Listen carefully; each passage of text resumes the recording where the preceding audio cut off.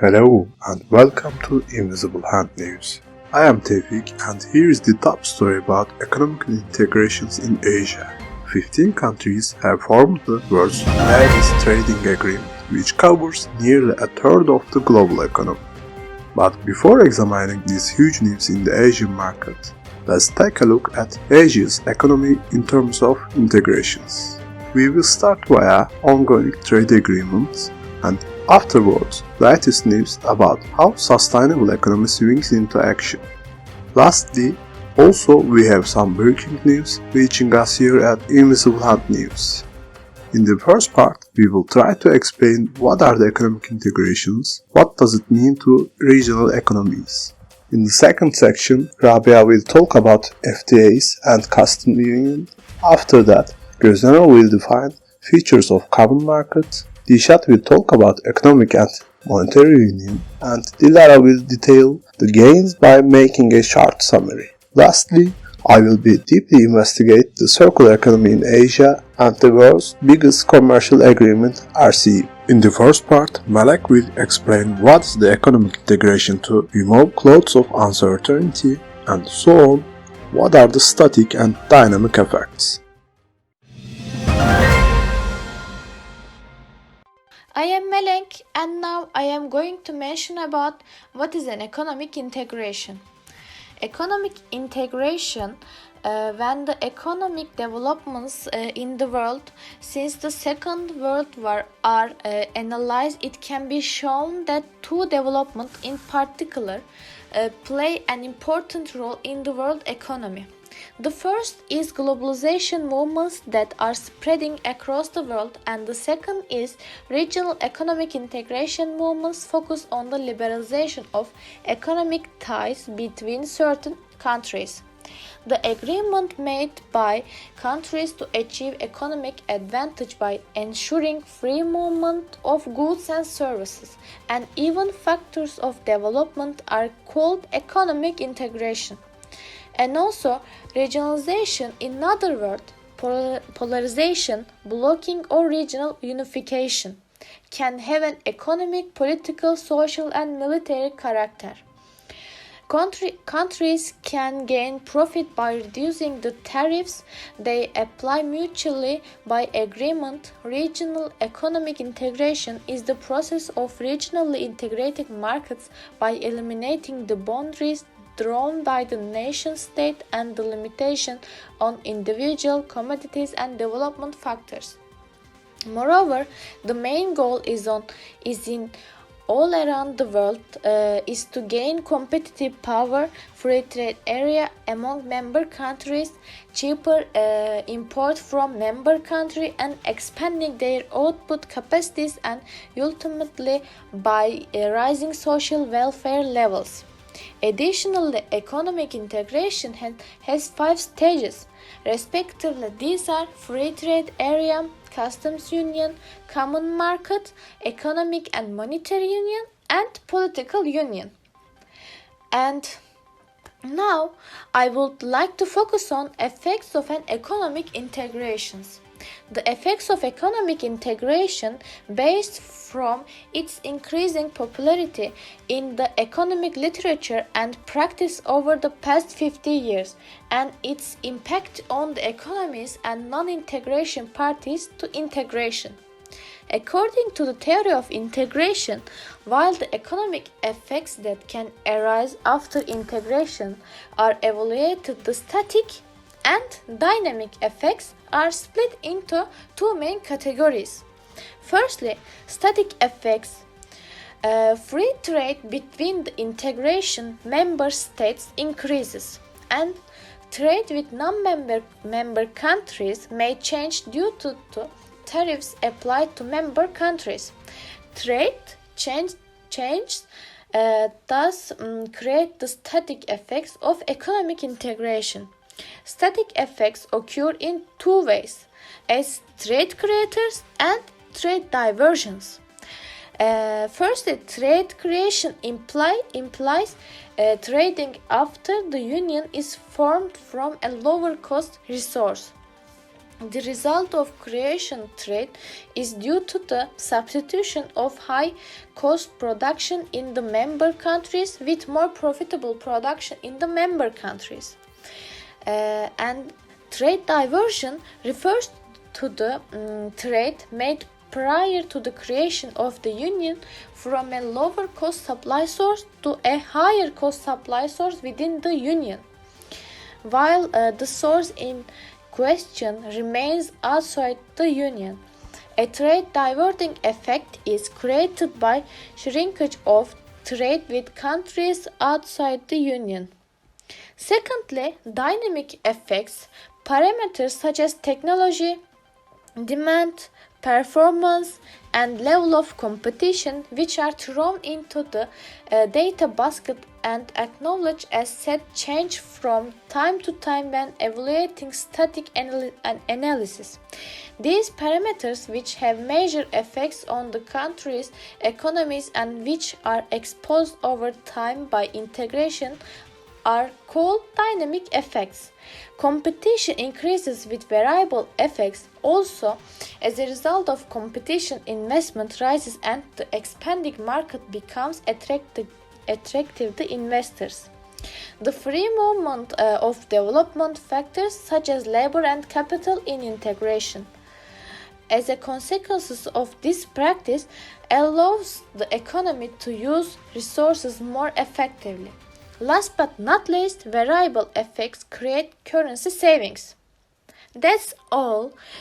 Thanks for listening to me. And now we connect to Rabia to talk about free trade areas and customs union in Asia.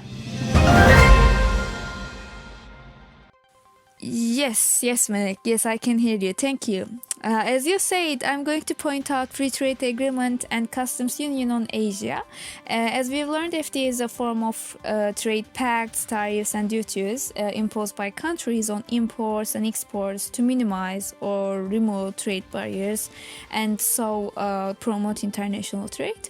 In Asia, when it comes to free trade agreement, one of the world's largest and most important free trade area is ASEAN free trade areas. The goals are, as we know, eliminating tariffs and non-tariff barriers within ASEAN. If you talk about free trade areas between ASEAN, as you can see, Australia, New Zealand, FTA, China, with China they did, India agreement, Korea, and Japan agreement ASEAN have. Thanks to AFTA, total merchandise trade has multiplied by 2-3 times and reaching $2.8 trillion, and total GDP of 10 largest economies of world, ASEAN become the 5th largest economy with $3 trillion in 2018. The number is so high. By countries' eyes, on Australia and New Zealand, both have significant trade and investment relationships with ASEAN. On Australia, it increased trade. They increased trade by 16.4% since 2010, and New Zealand has increased by 18% since 2010. Wow! And on China side, trade between China and ASEAN has grown rapidly on each other's total trade. China's share on trade increased 8% to 21% in 2018. And in Korea, trade between Korea rise by 18.1%, while non-members fall 2.2%. We can say they were affected badly for non-members. In Japan, which also with East Asia, ASEAN and Japan play important role for Asian economy for each others. On latest data, ASEAN import from Japan was $82 billion and ASEAN's export was $55 billion US. We see all of the countries benefit with ASEAN. Unfortunately, on the other hand, in India, because of the global recession, which affected ASEAN, especially in India. Data showed ASEAN import was 39.89 billion in 2010 and increased only to 39.10 billion in 2015, which is terrible because of the bad global environment, unfortunately. And there are lots of free trade areas within Asia. If you take a look at SAFTA, South Asian Free Trade Area, with 8 member countries, they try to reduce customs duties of all traded goods. And the data show that only smallest countries obtain significant increases, while relatively bigger countries increase less than 1/4. Yes, if we continue, then APEC Free Trade Agreement. With the 21 member country, APEC, which is the Asia Pacific's most important regional forums, on overall economy, the average performance of APEC were significantly higher than the average WTO countries, and economies of APEC economies around 96.3%. Which is also amazing. And finally, on FTA, the Commonwealth of Independent States.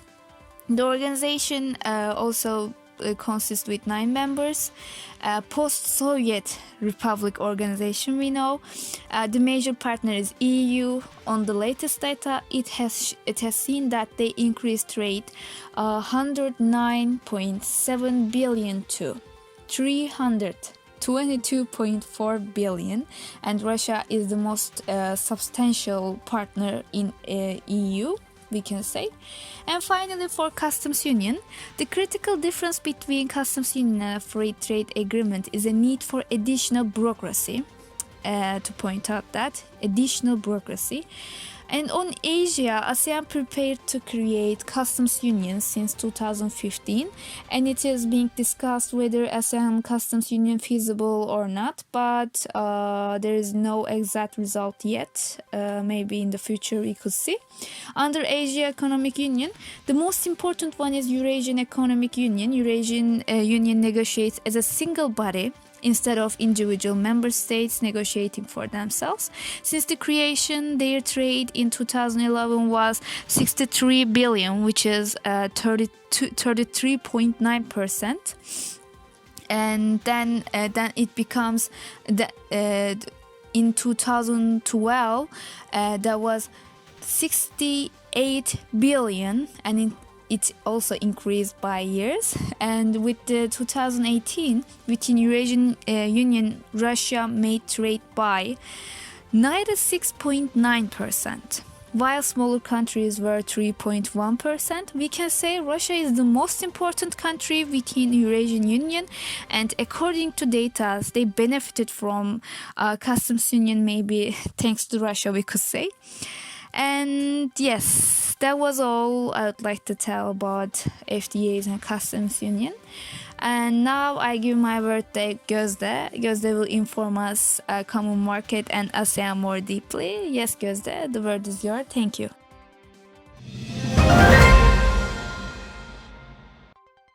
Thank you, Rabia. And now we will move on to common market.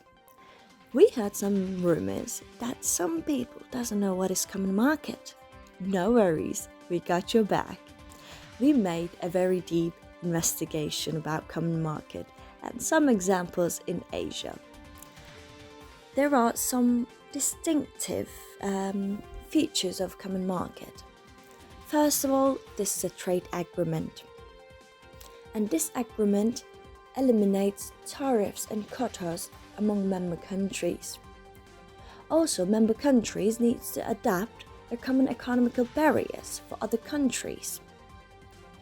Another thing is free movement of goods, services and human capital.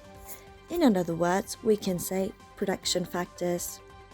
Surely there are some advantages of common market, otherwise countries wouldn't involve, would they? Elimination of tariffs among member countries is the main game in this game. Because of that, international trade is just flourish. citizens have very easy access to a wide variety of goods due to import, and the wealth of the nation thrive due to exports. People can travel freely, and the spread of knowledge is enormous, which is prosperity among citizens. Also, there is a rapid spread of knowledge with increased innovation, also the competitiveness in the market. Another advantage is economic growth as a result of efficient allocation of production factors, because they can use economies of scale. And another, maybe the most important advantage is tolerance to economic shocks and observance of fluctuations. Now, the other side of the medallion. As common market has some advantages, it also comes with some disadvantages. For example, baby industries. Baby industries are in need of governmental protection. In such competitive environment, they just cannot survive. Also, certain movement of protection may cause unemployment in some member countries if this movement is continuous. The flow of production factor may prosper some economies, but if this movement again continues, this can hinder the economic growth of some member countries as well. Since these economies are interrelated, a financial crisis in one can affect the other one, which cause contagious financial crisis. Let's get specific. Asia. Such a big continent and such a dynamic market. It has Japan and South Korea as a very well-managed economies. It also export leaders, India or China, which is quite aggressive. Also, the world production base East Asia also in this market. The perfect example of a common market in Asia is the association of Southeast Asian nations, in other words, ASEAN. The founder countries are Indonesia, Malaysia, Philippines, Singapore, and Thailand, and the agreement signed in Thailand in 1967. Afterwards, Brunei Darussalam, Vietnam, Laos, Myanmar, and Cambodia followed. The reason for this integration is to gain competitive advantage against North American Free Trade Agreement, NAFTA, and European Single Market. The long-term goals of this association is to be a production base of the world. They are also aware of China and India pressure in the continent, which is why ASEAN launched ASEAN Economic Community, AEC, in 2015. AEC aims to create a single market in the region and keep up with increased competitiveness in this continent. According to ASEAN Secretary, AEC should not compare to EU single market because it's not a custom union and it's not a full common market either. The aim is that ASEAN will benefit economies of scale and increase efficiency in production side, and AEC will boost competitive advantage in Asia. The target day is 2020. We know you had some news about 2020, but we will talk about it later. Let's focus on ASEAN countries in detail. We see GDP per capita of ASEAN countries between 2014 and 2019. Surely the highlight of this table is Singapore. Singapore is by far the wealthiest nation of this association, and we see a huge jump in their GDP per capita. Thailand also increased its GDP per capita, and when we look at overall ASEAN countries, the increase is there in GDP per capita. But when we look at the ASEAN 6, which is the founder countries of ASEAN, there is more increase than CLMV, which is Cambodia, Laos, Myanmar, and Vietnam. The table of growth of GDP, the base year is shown, and you see the data between 2014 and 2019 again.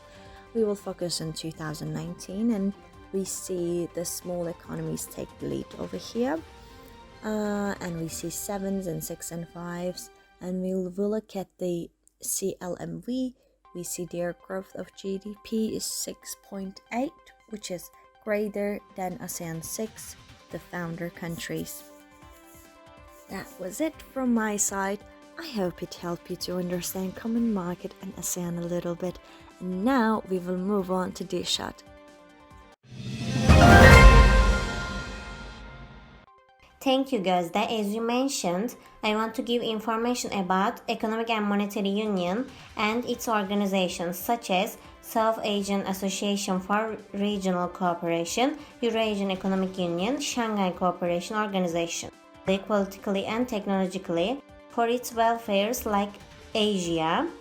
South Asian Association for Regional Cooperation includes these countries: Afghanistan, Bangladesh, Bhutan, India, the Maldives, Nepal, Pakistan, and Sri Lanka.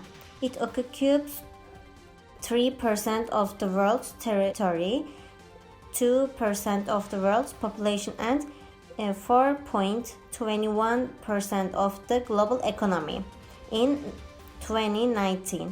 I mean 3.67 trillion US dollar. Another institution is the Eurasian Economic Union. In Eastern Europe, Central Asia, and Western Asia, the EAEU is an international union of nations. The Treaty on the Eurasian Economic Union was concluded by the presidents of Belarus, Kazakhstan, and Russia on 29 May 2014 and entered into force on 1 January 2015. The European economic system has been modeled after the Eurasian Economic Community. According to the Economic and Monetary Union, it acted as the blueprint for the future common goods, utilities, money, and labor market. A market of some 180 million consumers with a total GDP (PPP) of about 5 trillion billion is served by countries. The Eurasian Economic Union has the world's 10th largest economy by nominal GDP and the world's 7th largest by parity of buying power. Economic growth has been witnessed by member states since the turn of the century, with GDP averaging 6% to 8% growth between 2020 and 7, increasing again in 2010 after the 2007 and 8 financial crisis.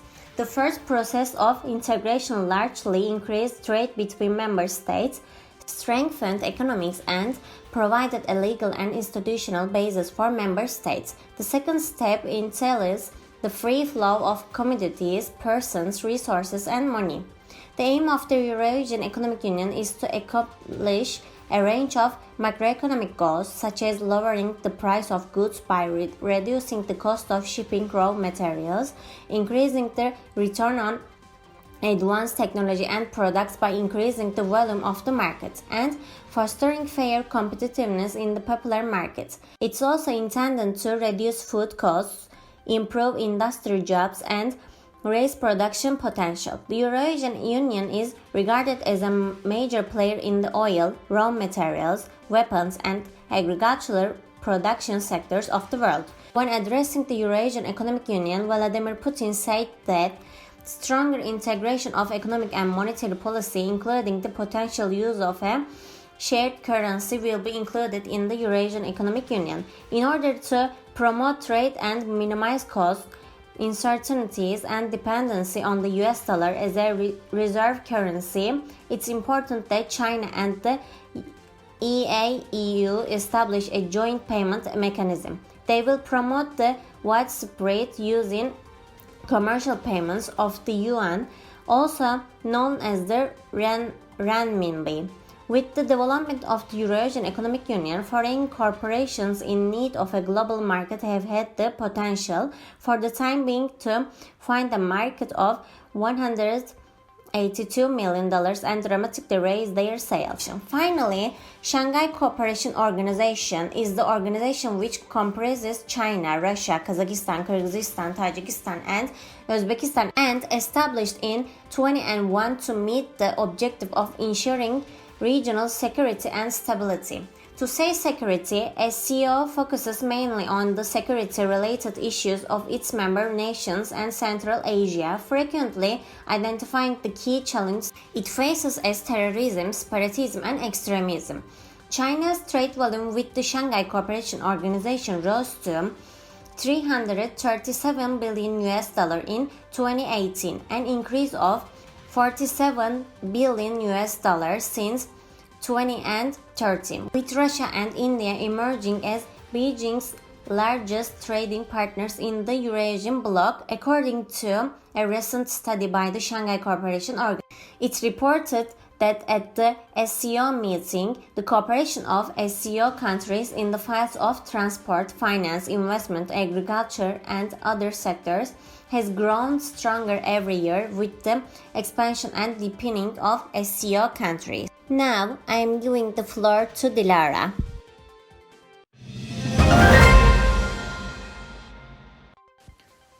Okay, I am Dilara. A crucial topic I want to talk about is movement of people in Asia. As my friends talk about these all integrations in Asia, people's migration flows are directly connected. Over the years, these rates of migration follow an increasing graph. As we seen in chart, between 2000 and 2017, the indicators of the international migration of individuals from Asia and world were analyzed. Between 2000 and 2017, Asia had more international migrants than any other region. During this time, Asia gained 30 million foreign migrants, reflecting a net increase of about 1.8 million migrants per year. On the other hand, in Asia, out-migration surpassed internal migration. Like we seen in presentation, according to some research, 1 in 3 immigrants worldwide comes from Asia.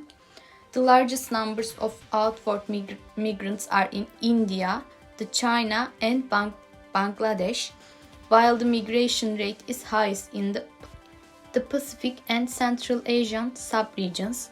In short, as incomes continue to increase in the region, outward migration from developing Asia is most likely to gain pace.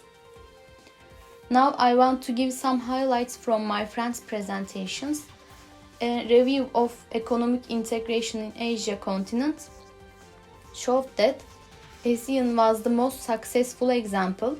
Singapore and Malaysia are the most involved elements of the network in terms of degree of centrality.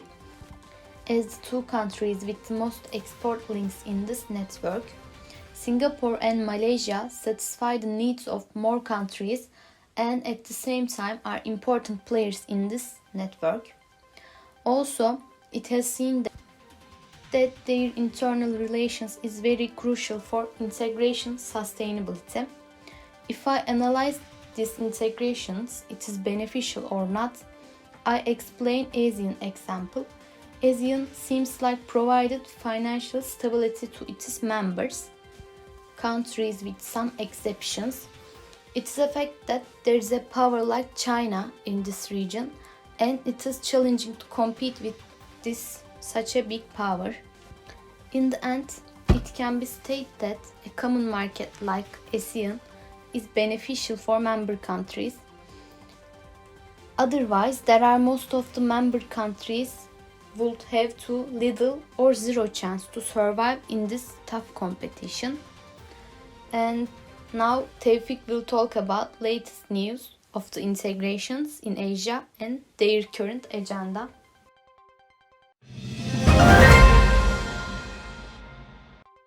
200 years ago, the Industrial Revolution uncoupled people from the nature. Human ingenuity turned coal and iron into steam engines to replace horses, enabling man to produce enough food and shelter for all, and provide faster mobility on land and water.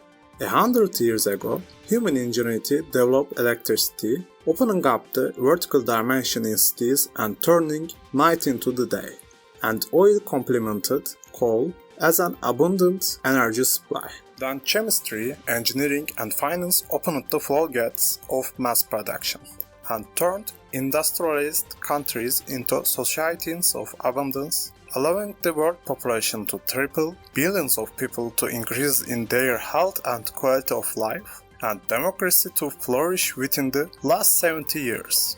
This is industrial man's success story.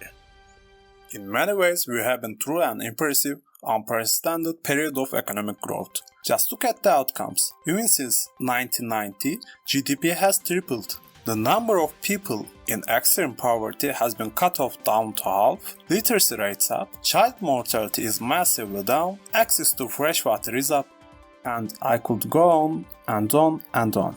Citizens in the most advanced economies today enjoy products and services that even kings and emperors could have only dreamed of 100 years ago. This impressive growth has been fueled by the increased use of natural resources. This success is largely on the back of natural capital being transformed into other forms of natural capital from ever since the early days of Industrial Revolution. So, ores and coal were transformed into metals and later on into products, and the limestone was transformed into cement and made into buildings, into bridges. And wood forests were transformed into timber and then to steam, then to heat. And so over the time, we learned to turn more and more forms of natural capital and to transform it into ever more advanced products. Well, this is very well understood. What is probably less recognized is that even today our model of economic growth continues to be largely based on the excessive and intense use of natural resources. If we don't appreciate the crucial role of that natural capital plays for our economic success, we will undermanage natural capital and our planet's ability to regenerate itself and to provide that natural capital, and we will underreact to the threats and the signals that we are receiving when we are depleting our natural capital, and it will get in the way of our future economic success. Although there was no problem in the early days, after billions of people, big problems started to occur. One of the most important steps to ensure economic sustainability is integration the circular economy into every stage of the system. So, where is the position of Asia in this situation? Although Asia has improved significantly compared to previous stages, it has been observed that it can only achieve certain categories in the goals it has set before but has not fully achieved the expected transformation in general. While the current situation requires an acceleration in overall targets of 80%, Asia-Pacific members can still achieve improvements in some categories. While the biggest progress has been made in the field of industry and innovation, the sustainability and society have gone back at the same momentum. As an effect of this, which is not making progress for climate changes, also presents insufficient reporting in Asia. Asia, which stands out with advance in areas such as education and hunger in general, does not take a responsible attitude in consumption and production stages. Across all goals and in all sub-regions, the lack of reliable data is one of Asia's biggest challenges. The lack of sufficient progress on strengthening global partnership and means of implementing the 2030 Agenda is something all sub-regions have in common. A free deal was signed consisting of 15 countries that make up almost 1/3 of world economic output. It has a great impact not only on the territory of the region but also on the countries that are not included in this historic agreement. RCEP stands for Regional Comprehensive Economic Partnership. 10 of its members from Association of Southeast Asian Nations and remaining 5 countries are Australia, New Zealand, Japan, South Korea, and China. 2.2 billion people in this region, which equal almost a third of the world's population. Members are responsible for almost $26 trillion of economic output. which roughly 30% of global GDP.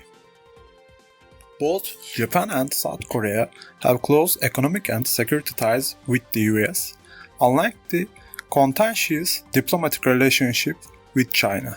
However, despite this situation, both countries were included in this historic agreement in Asia. RCEP is China's first multilateral free trade agreement, and maybe it's a political victory as much as the economic one. During the establishment of the agreement, problems between America and China arise. Like the problems in the South China Sea, supply chains, and 5G network.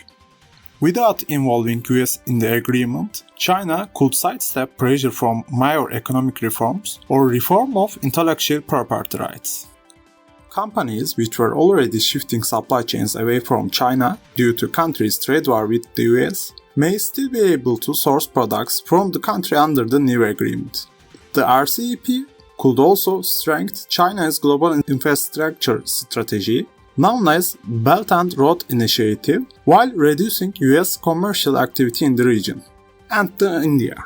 South Asian nation was initially involved in the RCEP negotiations but dropped out in the 2019 over concerns that the deal would result in a flood of cheap imports that would hurt Indian business across many industries.